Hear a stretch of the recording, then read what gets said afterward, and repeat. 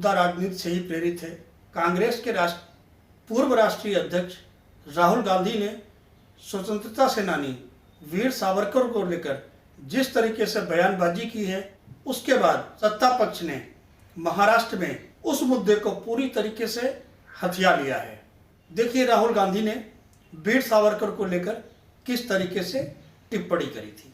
राहुल गांधी का कहना था कि वे वीर सावरकर नहीं हैं, वे गांधी हैं और गांधी कभी माफ़ी नहीं मांगते हैं। राहुल गांधी ने अपने आप की तुलना वीर सावरकर से पहले भी कर चुके हैं। लोकसभा की सदस्यता जाने के बाद ये कोई पहला मामला नहीं था जब राहुल गांधी ने वीर सावरकर को लेकर कोई टिप्पणी की हो। जिस समय राहुल गांधी भारत यात्रा कर रहे थे और उनकी यात्रा महाराष्ट्र से होकर गुजर रही थी, उस समय भी राहुल गांधी ने वीर सावरकर को लेकर कुछ इसी तरह की टिप्पणी करी थी। तब भी राजनीतिक हलके में काफ़ी शोर शराबा हुआ था, लेकिन इस बार शोर शराबा कुछ अधिक हुआ, क्योंकि खुद इस बार महाविकास आघाड़ी के एक घटक माने जाने वाले उद्धव ठाकरे ने राहुल गांधी के बयान की तीखी आलोचना की। उद्धव ठाकरे ने मालेगांव में आयोजित अपनी जनसभा में खुलकर यह बात कही, यदि राहुल गांधी वीर सावरकर को लेकर कोई टिप्पणी करते हैं तो उसे बर्दाश्त नहीं किया जाएगा, भले ही उन्हें महाविकास आघाड़ी से अलग होना पड़े। उद्धव ठाकरे का यह कहने के बाद महाविकास आघाड़ी के जनक शरद पवार सक्रिय हो गए। उन्होंने इस बारे में सभी विपक्षी नेताओं की बुलाई गई बैठक में भी यह मुद्दा उठाया। शरद पवार ने इस संदर्भ में राहुल गांधी से भी बात करी और कांग्रेस प्रमुख सोनिया गांधी से भी बात करी। शरद पवार का कहना है कि उन्हें इस बात का भरोसा दिलाया गया है कि अब राहुल गांधी इस तरह का कोई वक्तव्य नहीं देंगे। इसी संदर्भ में उद्धव गुट वाली शिवसेना के राज्यसभा सांसद संजय निरुपम ने भी कांग्रेस के अध्यक्ष खड़गे और अन्य नेताओं से बातचीत करी।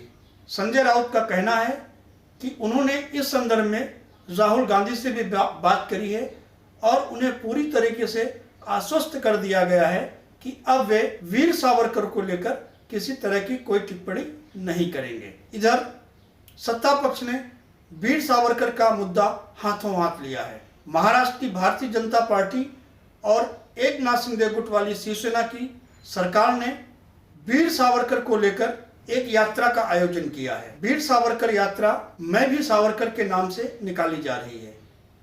भाजपा नेताओं का कहना है इस यात्रा के माध्यम से वीर सावरकर के बारे में लोगों को जानकारी देने का काम किया जाएगा। हालांकि भारतीय जनता पार्टी और एकनाथ शिंदे की मंशा यही है किसी तरीके से आने वाले चुनाव में इस मुद्दे को भुनाया जा सके।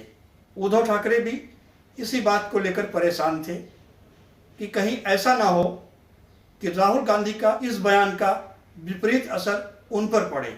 एक तरफ उद्धव ठाकरे अपने आप को हिंदुत्ववादी नेता मानते हैं, दूसरी तरफ सावरकर को लेकर टिप्पणी की जाती है और उद्धव ठाकरे पहले की तरह शांत नहीं बैठना चाहते थे।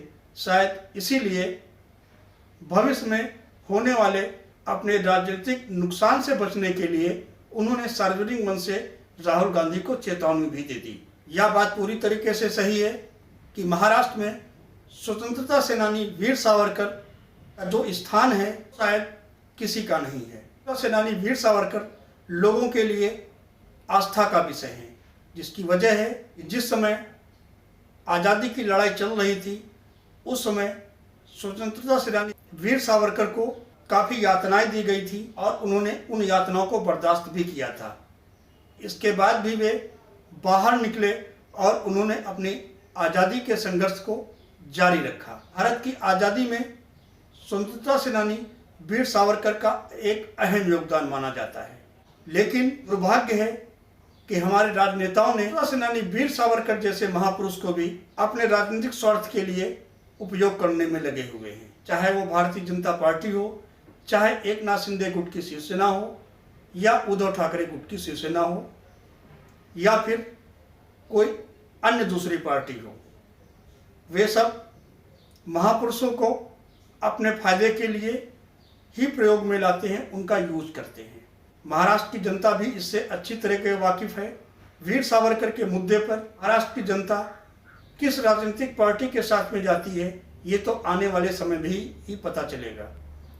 वीर सावरकर को लेकर सत्ता पक्ष भारतीय जनता पार्टी और शिवसेना जो यात्रा निकाल रही है, उसका उसे कितना लाभ मिलेगा, ये आने वाले चुनाव के समय में ही पता चलेगा। अब देखना यह है कि जिस तरीके से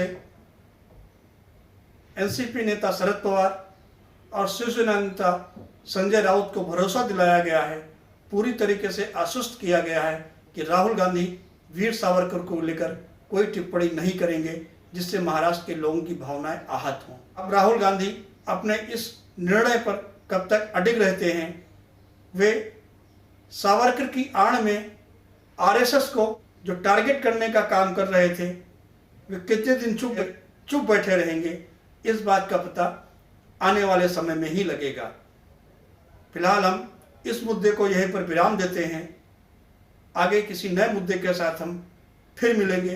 तब तक के लिए नमस्कार। जुड़े रहे कर्मभूमि न्यूज के साथ।